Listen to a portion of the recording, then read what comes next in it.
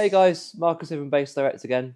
Just doing an interview with Lee today, who's going to tell us about his journey through bass and what he's up to and what he's been up to and his instruments. And yeah, over to you, mate. Where did it all start for you? Oh, mate.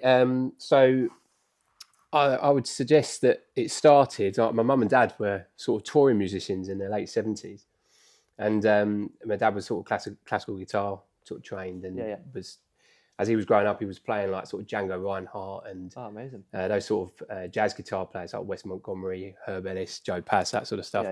And my mum was singing it like in clubs at sort of very young age, and she was sort of singing Shaka Khan and Barbra Streisand and stuff. So when me and my sister sort of were then, arrived, their sort of career, I think, slightly nosedived, to be honest. But yeah, if we were in terms of me musically, I think the first bands I was really into that I think changed it for me were things, mum and dad were playing like Earth, Wind and Fire records, and Average White Band, Tower of Power, that sort of stuff. So it was very much sort of soul funk orientated.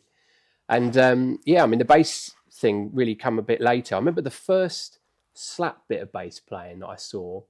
Dad recorded Jamiroquai live in the Astoria, like 1994. It was some late Channel 4 thing. Wicked. And obviously YouTube, you can bring up all those clips. And I remember my dad watching that with me, and he said, "Christ, look at the age of that bass player. He's only a baby." Yeah, and of course, really young. being Stuart Zender. And I remember that being the first sort of slap bass player. I remember rewinding that tape when they were playing sort of Mr. Moon. And unbelievable, really. But that whole ensemble, the whole band, it was really, really tight. And then I think very shortly after that, we'd gone out and bought Traveling Without Moving. I think musically wicked. That made me think this is really what I'm into. And then obviously with the background of the stuff that the parents were playing as well. It all sort of made sense. But then a few years later, I remember being on a car journey. I remember hearing this track that was, mildly soulful is probably the way I describe it. And it ended up being Lessons in Love, level 42. And that was a bit of a game changer, because I remember that evening, I remember going home. I said to my mum and dad, I said, "We got any level 42 records?" And they were like, "Oh, it's funny you should say that." They had Running in the Family and then the self-titled album. And that album, that 1981 album, literally changed my life, because I played that to death. And it's a good album. It just so happened that when my dad was sort of teaching guitar, we had a bass in the house. And I picked up this bass. Thrashed out all these. Your what love games and Heathrow. What bass it was? Yeah, it was a 4-string Westfield bass. I wouldn't be able to tell you the actual model number of it, but it was probably a sort of early to mid 90s bass. This was about 1999. And that really started it for me. At the following year, I bought a Jaydee Roadie 2A 1986 model from Wapping Bass Centre. Cool. The good old days. And the following year, I was lucky enough to buy the 005. This one? King bass. Tell us about this then. So, it's 24 years old. It plays like a dream. It's got 30 to 90s on it. Tonally, it's got a real sort of thickness to the tone. I quite like playing it slightly off the back pickup, actually. And I think the first sort of recording that I did with one of our original tracks, my Shot Contender band, was actually recorded on this bass in a recording studio in Grapham in about 2005. And that got some mild radio play on the old Eagle radio, Surrey, Hampshire, 96.4 thing. It was just 20 years ago this year, which is quite amazing. And that was recorded on this bass. And I still sort of play it now. So it's easy to pick up and play, really. But not much to say. I think it's the 005 serial number. So if I've got this right, I think it might have been the first sort of custom purchase, really. But you probably know more background than I do, mate, to be honest.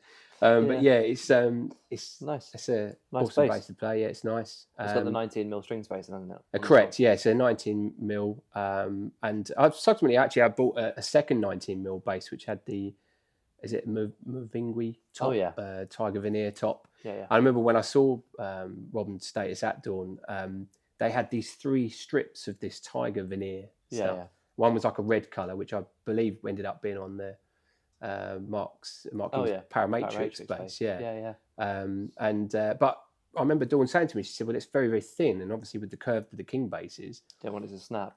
Yeah. So I said, "I'll tell you what," because I actually went in there originally to choose a quilted maple bass. Okay.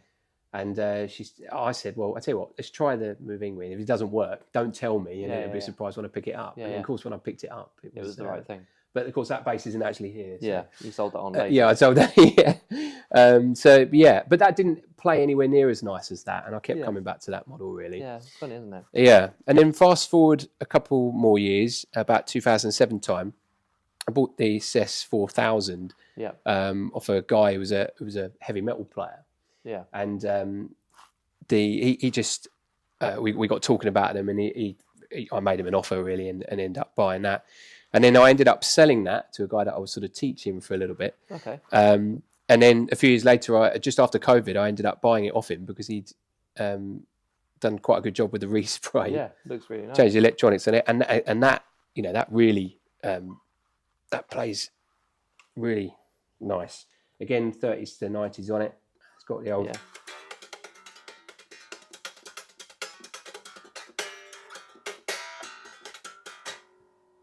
Yes, that's nice. Extremely heavy, that one. Yeah, they are.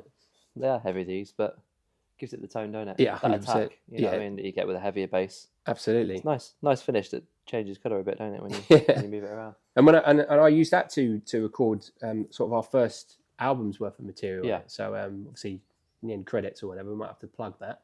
And that was the bass we used to record on that. And then fast forward a couple of more years, I was lucky enough to buy to get the Princess bass, which is a 16.5mm string spacing. That one with the next album that we're sort of, I'm currently doing the vocals for. I've recorded all the bass parts and all the kind of the synth parts and stuff with that bass. They're a great bass, aren't they? They're a good all-round bass. Yeah, like Seem to work. Yeah, really, really good. Of course, they're predominantly known for their sort of the funk sort of playing on them. But as you know, they tonally wise, you can play most sort of material with those. But I'm massively into sort of jazz funk and fusion. You've got your Jeff Lorber fusion and Cassiopeia. Yeah, of course, they're great. You can play all that sort of stuff on them really, and then you could play your sort of rock based stuff. I play a lot of the Police and in terms of a covers band and that. And when I was doing a lot of function work, I used one a lot. And at first, it was kind of like, oh, you're going to use that, and it was like, actually, it sounds just cuts through, don't it? Cuts through really well. Absolutely, yeah. They're workhorses, really reliable, and they sound great out of the box. I guess that takes us through to this bass at the end. Yeah, so lucky enough to own finally a Series 1. As I say, go back a few years, I had that 86 Roadie 2A, and then I had a Series 3 87, which didn't really play so much. I got that sort of around about my 18th time, and that had sort of quite a few sort of neck problems really, and I didn't really it didn't play. It looked terrific. It had like red LEDs in it, and it was quite a famous sort of our famous looking one. But I picked this up a couple of years back, and it's just. Did you get this one new? Or awesome. I did get this one new, and it's I mean, I remember when I first saw. Come back to the Level 42 thing. I think the first time I'd seen a bit of Mark King's live playing was the Prince's Trust 1986. Yeah. And I think where the camera starts off slightly behind him, and I just saw this guy just absolutely butcher this bass to start for. And I remember seeing that for the first time and being completely sort of hypnotised by the attack and the aggression, but also the singing and the playing and that. And it just it blew me away. I mean, I don't think it was on that particular bass, was it? I think maybe the one with the dots on it, but a very similar thing. And just totally blew me away. And seeing that, and then obviously, and kind of buying all the records, and then being influenced by, your Rocco Prestiges and your Abe Laboriel and Neil Stubenhaus and those sort of players and that are really, for me, like in terms of sort of songwriting and those session players that come in to play. And you've got your Mark King that kind of elevates it to more of a kind of like a sort of a lead percussive sort of playing. I couldn't think of a better mix of influential 100%. Players in that. It plays wonderfully. It's the tone is obviously what everyone I think goes Yeah. for with a Series 1 Jaydee, and Yeah. it's just just an awesome bit of kit really. But they're great. We just had one come in today actually, second hand. So oh really? yeah, it'd be interesting to get that. It looks very much the same as that. Yeah, right. But I've just added that up just in case something happens to that one. Really. Exactly. Yeah. So what are you up to at the moment? So yeah, just finishing the vocals to record a second album. So your solo stuff. Well, it's actually going to be. I mean, the tracks are now going off to because I used a little drum pedal. Yeah. To do all the drum parts on it, Yeah, just have sort of demo purposes, really. Yeah. But the drummer's got those tracks now, and he's kind of overlaying the drums, wicked. and then the guitar player's going to play some guitar stabs on it and bits. Yeah. And it's really just a bit of kind of a free for all, really, for other players and that, and some good mates that are really good musicians to sort of dabble and see what they can bring out, with these tunes. And so that's musically what I'm up to at the moment. Is that coming out soon? Yeah. So I'm trying to get that released towards the end of this year, and then I'm actually I've got the original album, the first album we did. That's going to be put together. That was actually made up of like 2 EPs. Okay. So I'm going to put that together, package it with another track that's going to be added, and then remaster that.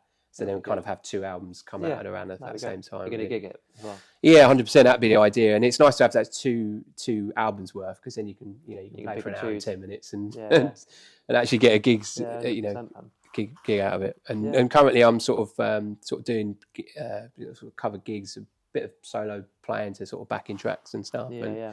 And because obviously the singing big part to play in that is the repertoire is quite expansive. Yeah.